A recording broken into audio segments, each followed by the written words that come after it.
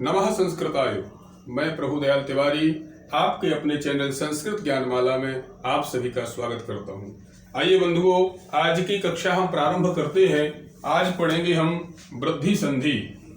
ठीक है, वृद्धि संधि का सूत्र है वृद्धि रेची। बोल लीजिएगा, उच्चारण भी जरूर करना है। वृद्धि रेची, तो वृद्धि रेची कौन सी संधि करता है? वृद्धि संधि करता है। ठीक है, या यूं पूछे कि वृद्धि संधि का सूत्र क्या है, तो वृद्धि रेची सूत्र है। ठीक है, दो शब्द हैं इसमें, एक शब्द है वृद्धि, वृद्धि। ठीक है, ये रकार का रेफ का विसर्ग हो जाएगा, और दूसरा शब्द है एची। ठीक है, तो ये एची जो शब्द है, ये एच शब्द का सप्तमी एक वचन है। एच, एच क्या है? एच ये प्रत्याहार है। तो इस एच में जो सप्तमी एक वचन लगी, सप्तमी का तात्पर्य है, पाणिनि जी कहते हैं कि अगर सूत्रों में सप्तमी लग जाए तो वो पर में पहुंच जाता है। ठीक है, संधि में दो वर्ण होते हैं, एक पूर्व वर्ण और एक पर वर्ण। ठीक है, संधि में जो दो शब्द होते हैं, तो पहले शब्द का जो अंतिम वर्ण होता है वह पूर्व वर्ण कहलाता है या प्रथम वर्ण। ठीक है, और जो दूसरा शब्द होता है, तो दूसरे शब्द का जो पहला वर्ण होता है वह द्वितीय वर्ण या पर वर्ण कहलाता है। ठीक है, तो सप्तमी जब सूत्र में लग जाती है तो वह पर में होता है, पर में पहुंच जाता है। कैसे? सप्तमी जो कारकों के जो चिन्ह है कारक के, तो अधिकरण का चिन्ह क्या है? मे पे पर अधिकरण। ठीक है, और अधिकरणे सप्तमी, अधिकरण में सप्तमी होती है। ठीक है, तो पर चिन्ह है इसलिए सप्तमी लग गई, सप्तमी लग गई तो वो पर में पहुंच गया। तो बोले, ये कह रहे हैं कि ये पर में अगर एच हो, ठीक है, तो वृद्धि हो, वृद्धि। ठीक है, वृद्धि क्या है? वृद्धि राधेच एक सूत्र है। ठीक है, वृद्धि वर्ण तीन है। ठीक है, कल हम पढ़ रहे थे गुण वर्ण।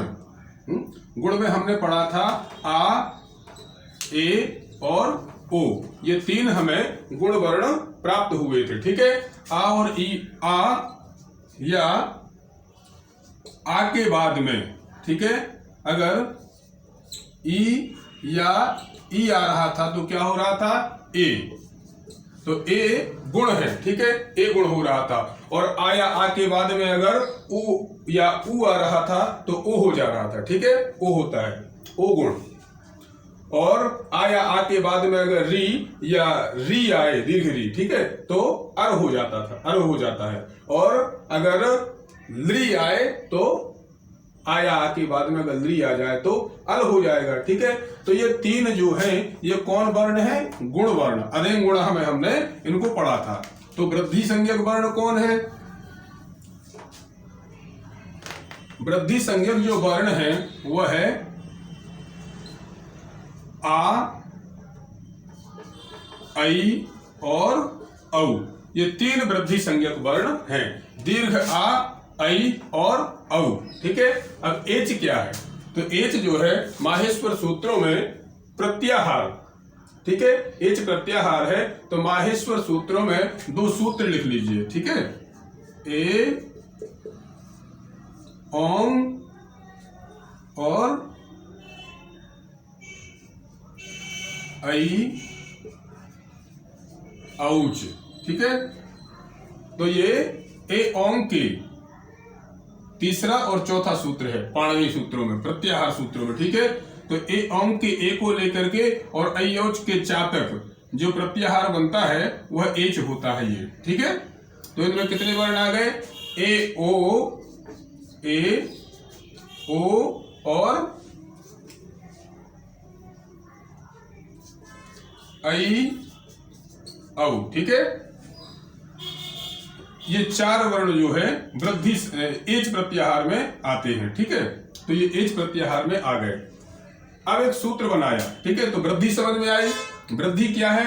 आ, ऐ और औ, ये वृद्धि है। ठीक है, और संधि वही होती है, जैसे देख लीजिए अकाश वर्ण दीर्घा से जब हम दीर्घ संधि पढ़ रहे थे तो आ और आ मिलकर के क्या हो रहा था? एक दीर्घ आ हो रहा था। ठीक है, तो दीर्घ आ हो रहा था इसलिए उस संधि का नाम क्या है? दीर्घ संधि। और इसमें दो स्थानीय वर्णों के स्थान पर, ठीक है, जैसे आ और ई मिलकर के, आ और ई में जब संधि हो रही थी तो आ और ई के स्थान पर एक आदेश आ रहा था, गुण आदेश। ठीक है, कौन? ए। ठीक है। तो दो स्थानीय के स्थान पर एक जो आदेश वर्ण आ रहा था, कौन? गुण वर्ण, इसलिए उस संधि का नाम क्या हुआ? गुण संधि। तो इसमें भी यही है, ठीक है। ये जो आदेश वर्ण है कौन? एच, इसको एच जो वर्ण है, ए आई ओ औ, ये इनको जो है ये पर में रहेंगे, ठीक है। और इनको ये वृद्धि हो जाए तो वृद्धि संज्ञक वर्ण कौन है? आ, ऐ और औ, ठीक है। जो वृद्धि होगी और इसीलिए संधि का नाम क्या है? वृद्धि संधि, ठीक है। तो अब एक सूत्र बनाया, आत धन एच बराबर वृद्धि। तो एच तो समझ में आ गया कि एच ये चार वर्ण है, कौन कौन? ए आई ए ओ ऐ औ, ठीक है। ये चार जो है वृद्धि एच प्रत्याहार में आने वाले वर्ण है और ये पर में है। ये आत कहां से आया? तो कल जब हमने पढ़ रहे थे आद गुणा, ये क्या है? ये सूत्र है गुण संधि का, ठीक है। आद गुणा जो सूत्र है ये गुण संधि का सूत्र है। और ये आत जो है, आद शब्द से, आद को हमने अनुवृत्ति ली है, ठीक है। ये नियम है कि पिछले सूत्र से अनुवृत्ति ले सकते हैं, ठीक है। तो आद शब्द को जो आत है ये अनुवृत्ति है, ठीक है। तो आया आ के बाद में, आत शब्द में असमाहित है सभी, है ना। तो आया आ के बाद में ह्रस्व हो या दीर्घ आ हो। तो आया आ के बाद में अगर एच अर्थात ए ओ ऐ औ आए तो वृद्धि हो जाए, ठीक है। अब वृद्धि क्या है? आ, ऐ और औ, ये वृद्धि है, ठीक है। अब सीधा सा आप याद कर लीजिए। याद करने के लिए ये सीधा सीधा लिखा है कि आया आ के बाद में अगर ए और ऐ आए तो ऐ हो जाए, ठीक है। आया आ के बाद में ओ या औ आए तो औ हो जाए, ठीक है। अब उदाहरण से समझ लेंगे हम। ये वृद्धि संज्ञक वर्ण लिख लेते हैं हम जगह।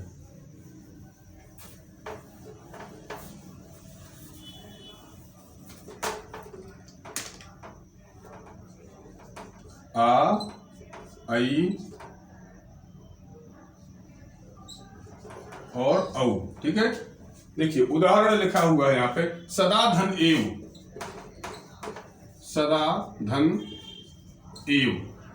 तो सदा में जो दा में आ है, इसको ऐसे अपन तोड़ देंगे शब्द को, ये शद आ और एव, ठीक है। तो आया आ के बाद में तो जो पूर्व वर्ण है उसमें आ है और बाद में एच, ए ओ ऐ औ, ये एच वर्ण है, इनको भी लिख लेते हैं, ए ओ ऐ औ, ठीक है। ये क्या है? एच, और ये क्या है? वृद्धि, ठीक। तो सदाधन एव, पूर्व वर्ण में दीर्घ आ है, ये निकाल लिया, और ये क्या बचा? सद, और ये एव। तो यहाँ पर में एच है और यहाँ आया आ के बाद में तो आ है, ठीक है। तो दोनों के स्थान पर एक वृद्धि संज्ञक आदेश होगा। ये वृद्धि संधि की स्थिति, वृद्धि संधि का नियम यहाँ लग रहा है, ठीक है। आद शब्द है तो आया आ के बाद में तो सद में आ है और यहाँ पर में एच होना चाहिए, ए ओ ऐ औ, तो यहाँ ए है, ठीक है। तो दोनों के स्थान पर एक वृद्धि संज्ञक आदेश होगा, बोले वृद्धि हो जाए। अब वृद्धि संज्ञक वर्ण हमारे यहाँ 3 है, ठीक है। वृद्धि संज्ञक वर्ण कितने हैं? 3। तो किसको आना है ये नहीं बताया, तो कौन आएगा? जिनका आ और ए से दोनों से संबंध होगा, ठीक है। बंधुओं, वर्णों का जो संबंध है वो कैसे जानते हैं? जिनके आभ्यंतर आदि प्रयत्न और तालवादी स्थान एक हो वो सवर्णी कहलाते हैं, उनका एक ही वर्ण होता है, ठीक है। तो आ का उच्चारण स्थान देख लीजिए। आ का उच्चारण स्थान क्या है? अपुह विसर्जनीयानाम कंठः, ठीक है। तो आ का कंठ है तो आ को तो कोई परेशानी नहीं आ के स्थान पर आने के लिए, लेकिन ए का क्या है? ए दई तो कंठ तालु, इसका कंठ तालु है, ठीक है। तो इन 3 वर्णों में आ का कंठ हो गया, ए का कंठ तालु हो गया, तो इन 3 में इसका कंठ है, इसका कंठ और ओष्ठ है। केवल ऐ ऐसा वर्ण है जिसका ए दई तो कंठ तालु अर्थात कंठ और तालु दोनों है। इसलिए आ और ए के स्थान पर जो वृद्धि संज्ञक वर्ण आएगा वो कौन होगा? ऐ। कौन होगा? ऐ। सद शब्द यहाँ है, ठीक है। और यहाँ क्या बचा? वा, वर्ण सम्मेलन करेंगे, मात्रा लगेगी 2 और ये वा, शब्द बनेगा सदैव। ठीक है, दूसरा उदाहरण देखते हैं मित्रों।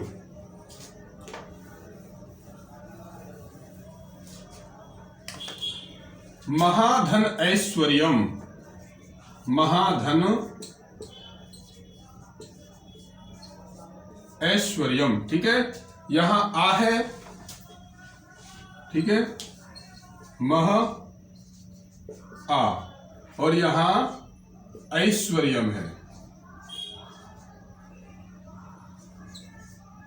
ठीक है, तो ये ऐ जो है ये एच से है तो परमय है, और आत तो आह्य है, तो दोनों के स्थान पर वृद्धि संज्ञक एक आदेश होगा। ठीक है, तो आ और ऐ, ठीक है, तो दोनों मिलकर के होगा क्या, ऐ ही होगा। ठीक है, ये क्योंकि 3 वृद्धि संज्ञक है, ऐ, औ और आ, तो यहां हो जाएगा ऐ, और शब्द बनेगा क्या, ये मह बचेगा, ये श्वर्यम। ठीक है, तो महेश्वर्यम। ठीक है मित्रों, महेश्वर्यम, महेश्वर्यम में वृद्धि संधि है। चलिए दूसरा उदाहरण देखते हैं। जलधन ओघा, जलधन ओघा। ठीक है, तो जल के ला में आ है और यहां ओघा में ओ है, ओ एच है और जल में जो आ है वह आत है, तो ये आ यहां जल ऐसे बचेगा, हलंतला। ठीक है, और ये ओघा। अब आ और ओ के स्थान पर एक वृद्धि संज्ञक वर्ण होगा, तो यह क्या है, ओ। ठीक है, तो वही स्थिति वही बनेगी। ठीक है, वृद्धि संज्ञक वर्ण कौन आएगा, जिनका संबंध दोनों से होगा, तो इसका कंठ है, लेकिन ओ का ओ दौतो कंठोष्ठम, और यहाँ ओ दौतो अर्थात ओ और औ का कंठ और ओष्ठ दोनों है, इसलिए यहाँ जो आदेश होगा वो है औ होगा, औ वृद्धि। ठीक है, तो जल और घा, और ये वर्ण सम्मेलन कर देंगे, शब्द बनेगा जलऊ घा। ठीक है मित्रों, एक और सूत्र देखते हैं।